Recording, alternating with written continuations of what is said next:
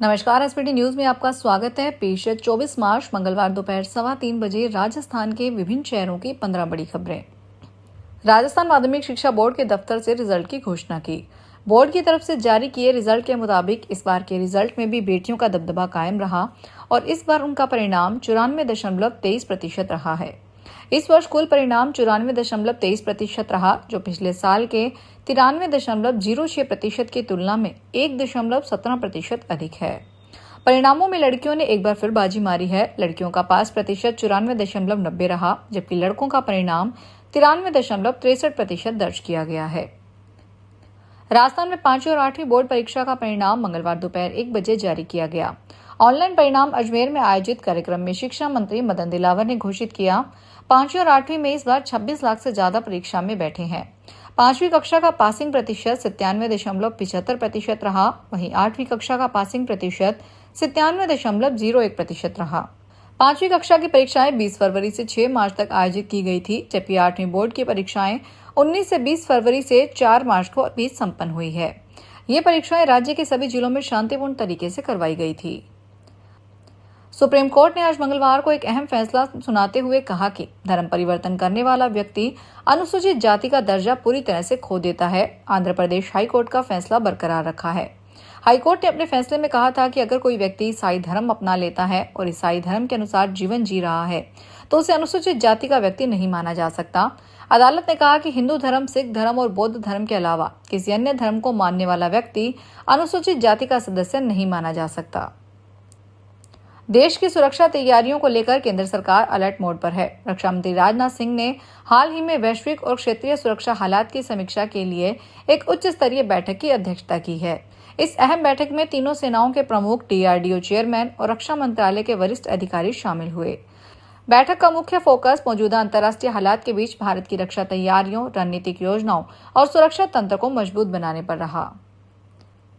राजस्थान में ग्रामीण रसोई गैस उपभोक्ताओं के लिए एक राहत भरी खबर है। तेल कंपनियों ने अब ग्रामीण क्षेत्र के उपभोक्ताओं के लिए घरेलू सिलेंडर की बुकिंग की टाइमिंग को 45 दिन से घटाकर 25 दिन कर दिया है। इससे पहले इसी माह कंपनियों ने रसोई गैस की किल्लत को देखते हुए बुकिंग अवधि को बढ़ाया था। संचालकों का कहना है कि ग्रामीण इलाकों में उपयोग कम होने के कारण सिलेंडर की बुकिंग भी 1 माह या उससे ज्यादा के अंतराल में आती है, जबकि शहरों में एक सामान्य परिवार के यहाँ एलपीजी का उपयोग 25 से 30 दिन के अंतराल में पूरा होता है। इसलिए शहरी उपभोक्ताओं के लिए पहले से ही 25 दिन की बुकिंग का प्रावधान है। राजस्थान के किसानों को कल से राहत मिलेगी। न्यूनतम समर्थन मूल्य पर राज्य में कल से खरीद शुरू होगी। इसके लिए खरीद केंद्रों पर तैयारियां पूरी हो गई है। जिन किसानों ने रजिस्ट्रेशन करवाया है उन्हें एमएसपी चना और सरसों की खरीद होगी। मरुधरा के अन्नदाताओं से राज्य सरकार रबी की उपज देगी। किसानों की उनकी उपज का उचित दाम मिल सके, इसलिए केंद्र सरकार न्यूनतम समर्थन मूल्य पर खरीद कर रही है। राजस्थान में कल से उपज की खरीद होगी। इसके लिए सहकारिता विभाग ने राजफेड के जरिए खरीद केंद्र बनाए हैं।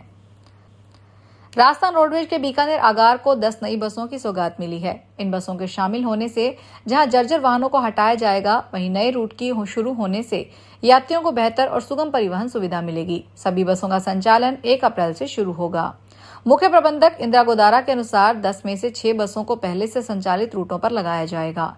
इन रूटों पर चल रही कंडम और तकनीकी रूप से अनुपयुक्त बसों को हटाकर नई बसों का संचालन किया जाएगा, जिससे यात्रा अधिक सुरक्षित और आरामदायक होगी। जैसलमेर के डेजर्ट नेशनल पार्क के ब्रीडिंग सेंटर में इस महीने गोडावन के 4 नए चूजों का जन्म हुआ है। आर्टिफिशियल इंसेमिनेशन और प्राकृतिक प्रजनन के जरिए यह सफलता मिली है।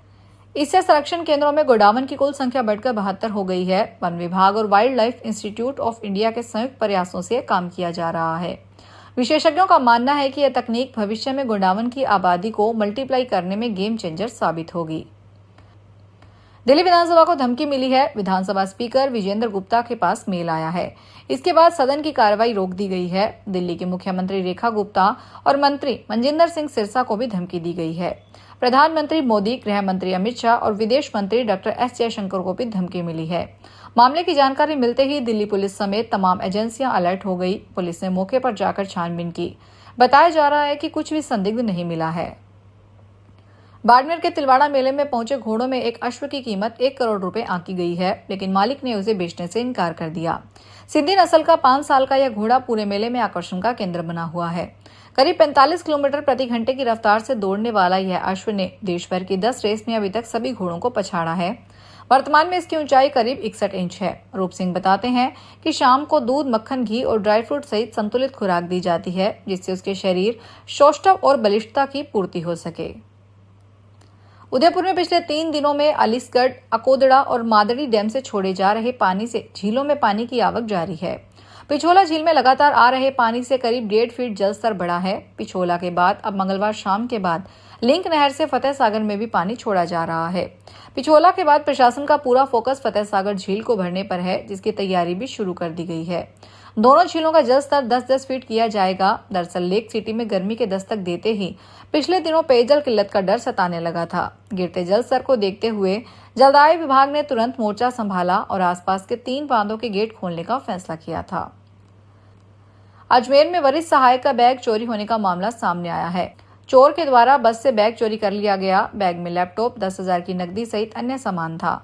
अभय कमांड में लगे सीसीटीवी में चोर बैग चोरी कर फरार होता दिखाई दे रहा है। वरिष्ठ सहायक की ओर से सिविल लाइन थाने में शिकायत दी गई। पुलिस ने मुकदमा दर्ज करके जांच शुरू कर दी है। वरिष्ठ सहायक राहुल गहनोलिया ने बताया कि वह पिसांगन में कार्यरत है। वह अपने ऑफिस से निजी काम से जयपुर जा रहा था। आईपीएल 2026 का आगाज 28 मार्च से होने जा रहा है। इस टूर्नामेंट की शुरुआत से पहले बीसीसीआई ने कुछ गाइडलाइंस जारी की है। अब हर टीम के खिलाड़ी सिर्फ टीम बस में ही ट्रैवल कर सकेंगे। उन्हें परिवार के साथ सफर करने की परमिशन नहीं है। इसके अलावा मैच डे पर किसी भी प्रैक्टिस सेशन की इजाजत नहीं होगी। प्लेयर्स को अपनी फैमिली के सदस्यों से अलग टीम के साथ सफर करना होगा। अगर कोई प्लेयर के परिवार के सदस्य और दोस्त आए हैं तो वे अलग गाड़ी में सफर कर सकते हैं और हॉस्पिटैलिटी एरिया में टीम की प्रैक्टिस देख सकते हैं। त्योहारों के सीजन में भारतीय रेल के पहिए दौड़ाने वाले रनिंग स्टाफ के लिए केंद्र सरकार ने खुशियों का सिग्नल ग्रीन कर दिया है। 2026 की रामनवमी से ठीक पहले रेल मंत्रालय ने लोको पायलट और गार्ड्स के लिए एक बड़ा फैसला लेते हुए उनके भत्तों में जबरदस्त इजाफा किया है। रेल मंत्री अश्विनी वैष्णव की अगुवाई में हुए इस निर्णय का सबसे बड़ा फायदा उन 2 लाख कर्मचारियों को मिलेगा जो दिन रात पटरियों पर ट्रेन दौड़ाते हैं। रेलवे बोर्ड के नए आदेश के मुताबिक इस किलोमीटर गेज अलाउंस को अब पूरे 25% बढ़ा दिया गया है। श्री जगन्नाथ मंदिर के रत्न भंडार में रखे बहुमूल्य आभूषणों और रत्नों की पहचान और मूल्यांकन किया जाएगा। इससे स्पष्ट हो सकेगा कि कौन कौन सी वस्तुएं अत्यंत मूल्यवान है। इसके लिए राज्य के भू विज्ञान निदेशक की ओर से जैमोलॉजिस्ट नियुक्त किए जाएंगे। बताया गया है कि पिछली बार 1978 में यह गिनती हुई थी, तब जैमोलॉजिस्ट शामिल नहीं थे, जिसके कारण कई रत्नों की सही पहचान नहीं हो पाई थी। फिलहाल इस बुलेटिन में इतना ही। फिर हाजिर होंगे बड़ी खबरों के साथ। अगर आप भी अपने आसपास की छोटी बड़ी और महत्वपूर्ण खबरों से अपडेट रहना चाहते हैं तो सब्सक्राइब कीजिए हमारे चैनल एसपीटी न्यूज को और प्रेस कीजिए बेल आइकन पर।